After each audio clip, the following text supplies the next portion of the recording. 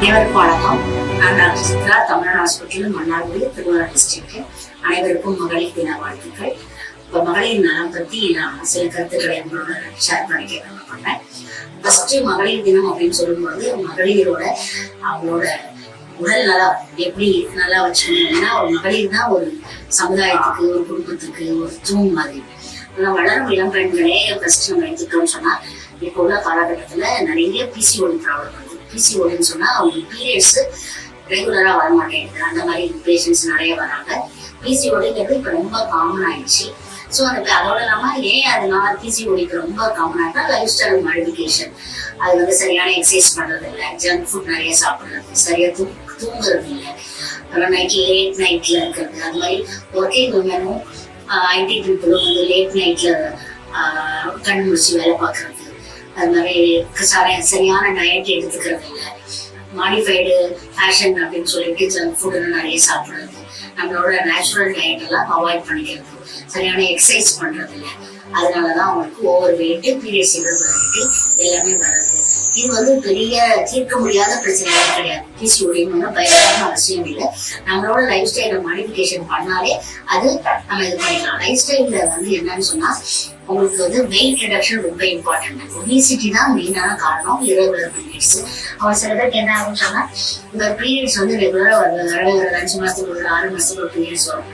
அப்படியே பீரியட்ஸ் வந்தாலும் அது என்னன்னா ஆனுவலிட்டி சைக்கிளா போயிடும். ஆனுவலிட்டினா அவங்க ஓவலேஷனே நடக்காது, கருமுட்டையே உண்டாகாது, அந்த மாதிரி இருக்கும். ஸோ அன்மேரிடா இருக்கும் பொழுது அவங்க பேரண்ட்ஸ் அழைச்சிட்டு வந்து அதை கரெக்ட் பண்ணிட்டாங்கன்னா, ஒன்ஸ் தே கெட் மேரிட் அப்படிங்கும் பொழுது கல்யாணம் ஆகிறதுக்கு முன்னாடி பீரியட்ஸ் வரல அப்படின்னு சொன்னா அது ப்ராப்ளம் இல்லை, டேப்லெட் கொடுத்து சரி பண்ணிடலாம். ஒன்ஸ் தே காட் மேரிடு, அதுக்கப்புறம் வந்து பீரியட்ஸ் வரல அப்படின்னு சொல்லும் பொழுது அவங்க என்ன பண்ணுவாங்க, ஃபேமிலி பீப்புள் எல்லாமே அவங்க சரி புதுசாக மருமக வந்து பிரெக்னெண்டா இருப்பாங்களோ அந்த மாதிரி ஒரு எக்ஸ்பெக்டேஷன்ஸ் இருக்கும். ஆனா யூரின் டெஸ்ட் பண்ணி பார்ப்பாங்க, நெகட்டிவ் வரும். ஸோ ஒரு டிசப்பாயின்மெண்ட்.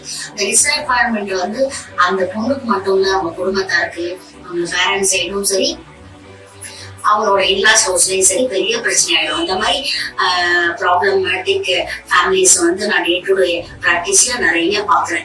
ஸோ இதுக்கு வந்து நான் சொல்ற அட்வைஸ் என்னன்னா, வளரும் இளம் பெண்கள் வந்து லைஃப் ஸ்டைலா மாடிஃபிகேஷன் போல காலகட்டத்துக்கு தகுந்த மாதிரி அந்த காலத்துல நம்ம சாப்பிடுற பயிர் வகைகள், கடலை பருப்பு, நான் ஒரு வாட்ஸ்அப்ல இன்ஸ்டாகிராம்ல எல்லாம் கூட பார்த்தேன். என்ன சொன்னாங்க, ஏன் கேக்கு அதெல்லாம் சாப்பிடுறீங்க, கடலை மிட்டாய், பொரி உருண்டை இதெல்லாம் சாப்பிடுங்க, நல்லா நியூட்ரிஷியஸ் அப்படின்னு சொல்லிட்டு. அது மாதிரி வேக பயிர்கள், பயிர் வகைகள், கொண்டா கடலையா இருக்கட்டும், இல்ல காராமணி பயிரா இருக்கட்டும், இல்ல பாசிப்பருப்பா இருக்கட்டும், கடலைப்பருப்பா இருக்கட்டும், அந்த மாதிரி நிறைய பயிர் வகைகள் சாப்பிட்டு நம்ம வந்து இந்த பிசிஓ ப்ராப்ளத்துல இருந்து நம்ம தப்பிக்கலாம். நான் கூட அட்வைஸ் பண்றது பேஷண்ட்ஸ் வரும்பொழுது, கொஞ்சம் சும்மா சாதாரண நம்ம வீட்டுல யூஸ் பண்ற வெந்தயம், பட்டை, இதை வந்து நைட்டு தண்ணியில ஊற வச்சு காலையில அந்த தண்ணியை ரெகுலரா குடிச்சிட்டு வந்தாலே, வெறும் வயதுல தண்ணியை குடிச்சிட்டு வந்தாலே இந்த பீரியட்ஸ் ப்ராப்ளம் செட்டில் ஆயிடும். அந்த மாதிரி பேஷண்ட்ஸ் நிறைய வந்திருக்காங்க. ஸோ இது ஒரு பக்கம் இருந்துச்சு. ஒன்ஸ் தே கெட் பிரெக்னென்ட் அப்படின்னு இருக்கும் பொழுது ஃபர்ஸ்ட் ட்ரைமஸ்ல நாமும் நிறைய வாமிட்டிங் வரும். வாமிட்டிங் வந்தோட வெயிட் லாஸ் ஆகும். அதற்கடுத்து நம்ம பயப்படணும்னு அவசியமே இல்லை. அதுக்கு வந்து நம்ம நல்ல நியூட்ரிஷியஸா காரமான ஃபுட்ஸ் அவாய்ட் பண்ணிட்டு சாப்பிட்டு இட்லி, இடியாப்பம், அந்த மாதிரி பிரெட்டு, ஜாம் அந்த மாதிரி சாப்பிட்டுட்டு இருந்து ஆப்பம், அந்த மாதிரி தொண்டைக்கு இதமான பொருள்கள் சாப்பிட்டாலே சரியாகும். நம்ம சாதாரண இஞ்சி இருக்கு, இஞ்சியை நசுக்கி சாறு குடிச்சிட்டு அது கொஞ்சம் லெமன் ஜூஸ் கலந்து அதுல தேனோ நாட்டு சர்க்கரையோ கலந்து கொஞ்சம் கொஞ்சமா குடிச்சிட்டு இருந்தாலும் சரியாயிடும். அது மாதிரி காஞ்ச திராட்சை நிறைய சாப்பிடணும், அது வாமிட்டிங் குறையும். அப்புறம் நாட்டு மருந்து கடையில அலி பக்கோடா பழம் ஒன்று விற்கும், அதை வாங்கி சாப்பிட்டா கூட வாமிட்டிங் குறையும். ஸோ இது ஒன்ஸ் வாமிட்டிங் அதுல அந்த பேபி நல்லா இம்ப்ளான்டேஷன் ஆகி க்ரோத் ஆகி ஒரு 12 வீக்ஸ் வரைக்கும் தான் அந்த வாமிட்டிங் இருக்கும், வெயிட் லாஸ் இருக்கும். அதை சமாளிச்சு வந்துட்டோம்னு சொன்னா அதுக்கப்புறம் ஒன்றும் பிரச்சனை இல்லை. அந்த மாதிரி இப்போ கோடை காலத்துல நிறைய ஃப்ரூட்ஸ் சாப்பிடலாம், ஜூசஸ் சாப்பிடலாம், மாதுளம்பழம் ஜூஸ் சாப்பிடலாம், ஆப்பிள், கொய்யாப்பழம் ரெகுலரா எடுத்தா கான்ஸ்டிபேஷன் ப்ராப்ளம் வராது. தண்ணி நிறைய குடிக்கணும், இளநீ சாப்பிடலாம், தர்பூசணி சாப்பிடலாம். அது மாதிரி fruits, more is more important. அதுல நிறைய ப்ரோபயோட்டிக்ஸ் இருக்கு, அது சாப்பிட்டாலே ஒரு நல்ல தெம்பு வரும். அது குழந்தையோட குரோத்தும் நல்லா இருக்கும். அதோட இல்லாம ஃபர்ஸ்ட் எடுத்தோம் இந்த ஃபர்ஸ்ட் ட்ரைமஸ்ல என்ன பண்ணும், எல்லா பேஷண்ட்டும் போய் பக்கத்துல இருக்க பிஎஸ்சிலயோ இல்ல கவர்மெண்ட் ஹாஸ்பிட்டலையோ ஃபர்ஸ்ட் போய் ரெஜிஸ்டர் பண்ணிடும். ரெஜிஸ்டர் பண்ணி பிட்னி நம்பர்னு ஒண்ணு வாங்கிடணும். அது வாங்கினாதான் they will get their birth certificate. நீங்க என்னதான் பிரைவேட் ஹாஸ்பிட்டல் கொண்டு போய் காமிச்சாலும் ஃபர்ஸ்ட் ட்ரைமஸ்ல கொண்டு போய் அந்த அரசு ஆரம்ப சுகாதார நிலையோ இல்ல கவர்மெண்ட் செட்டப்லயோ போய் காமிச்சு ரெஜிஸ்டர் பண்ணிட்டு அப்போ ஒரு நோட் ஒன்று கொடுப்பாங்க. அந்த நோட்டை நிறைய பேஷண்ட்ஸ் வந்து அது திருப்பி கூட பாக்குறது இல்லை. ஏன்னா அது நிறைய IAS ஆபீசர்ஸ் எல்லாம் வந்து எல்லாம் பிளான் பண்ணி அவ்வளவு பாயிண்ட்ஸ் இருக்கும் அதுல. அதை படிச்சு பார்த்தாலே அவங்களுக்கு ஃபுல்லா கர்ப்பிணி பெண்கள் எது செய்யணும் எது செய்ய வேணாம்ன்றத நீட்டா கொடுத்துருப்பாங்க. இந்த நேரத்துல தடுப்பூசி போடணும், இந்த நேரத்துல குளுக்கோஸ் டெஸ்ட் பண்ணணும், இந்த டெஸ்ட்ல ஹீமோகுளோபின் டெஸ்ட் பண்ணணும், இந்த நேரத்துல ஸ்கேன் பண்ணணும், எந்தெந்த காம்ப்ளிகேஷன் வந்தா நீங்க டாக்டரை போய் பார்க்கணும், அனைத்தும் இருக்கு.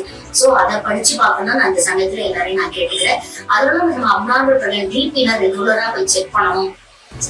பிபி ரொம்ப ஹையா போய் ரொம்ப காம்ப்ளிகேட்டான பேஷண்ட்ஸ் எல்லாம் கூட இருக்காங்க. அது மாதிரி நம்மள்ட்ட இன்ஃபர்டிலிட்டி கிளினிக் வச்சிருக்கிறதுனால நம்ம டெஸ்டி பேபி பண்றோம். அதனால வந்து ரொம்ப ஏஜானவங்க எல்லாம் பிரெக்னென்ட் ஆகுவாங்க. 45 வயசு, 46 வயசு, 48 வயசு அந்த மாதிரி உள்ள பேஷண்ட்ஸும் பிரெக்னென்ட் ஆவாங்க. அப்போ வந்து there be more prone for complications. BP வந்திருக்கும் எல்லாருக்கும், சுகர் வந்திருக்கும், அடுத்து தைராய்டு பேஷண்ட்ஸ் இருப்பாங்க, சில பேருக்கு எபிலெப்டிக் இருப்பாங்க. எல்லாத்தையும் மேனேஜ் பண்ணி தான் நம்ம ஹாஸ்பிட்டல்ல ட்ரீட்மெண்ட் கொடுக்குறோம். எந்த காம்ப்ளிகேஷன் இல்லாம பேபியோட நிறைய லேடிஸ் போறாங்க. அதையும் நான் அந்த சமயத்துல தெரிவித்துக் கொள்ள விரும்புகிறேன். மகளிர் வந்து அவங்களோட மேம்பாட்டு திறன் அதை வந்து அவங்க ஃபர்ஸ்ட் அவங்களோட சுகாதாரத்தை வந்து மெயின்டைன் பண்ணணும். ஏன்னா அவங்க ஹெல்த்துக்கு ரொம்ப இம்பார்ட்டன்ட் கொடுக்கணும். என்ன ஏதாவது ஒரு சின்ன காம்ப்ளிகேஷன் இருந்தாலும் பக்கத்துல உள்ள அரசு மருத்துவமனை அணுகலாம், இல்ல பிரைவேட் டாக்டர் போய் பார்க்கலாம். அதை நம்ம பார்த்துக்கணும். அதோட இல்லாம நிறைய இந்த கோடை காலத்துல நிறைய தண்ணிக்கணும், உடம்பு பார்த்துக்கணும். வளரும் இளம்பெண்மை பொறுத்தவரை அனீமியா இருக்கக்கூடாது. அது கவர்மெண்ட்ல இப்ப வந்து அயன் மாத்திரை எல்லாம் கொடுக்குறாங்க, வருஷத்துக்கு ஒரு பூச்சி மாத்திரை கொடுக்குறாங்க. அதெல்லாம் வந்து அரசாங்கத்தை கொடுக்கறதானே தூக்கி போட்டக்கூடாது, அலட்சியப்படுத்தாம அதெல்லாம் எடுத்துக்கணும். உங்க உடல்நலம் பேணணும். நல்ல சமுதாயத்தை வருங்கால சந்ததியினரை உருவாக்கணும். வாழ்த்துக்களை தெரிவித்துக் நன்றி. செய்திகளை உண்மைத்தன்மையுடன் உடனுக்குடன் தெரிந்து கொள்ள தி கிரேட் இந்தியா நியூஸ் சேனலுக்கு சப்ஸ்கிரைப் செய்து எங்களுடன் இணைந்திருங்கள் எப்போதும்.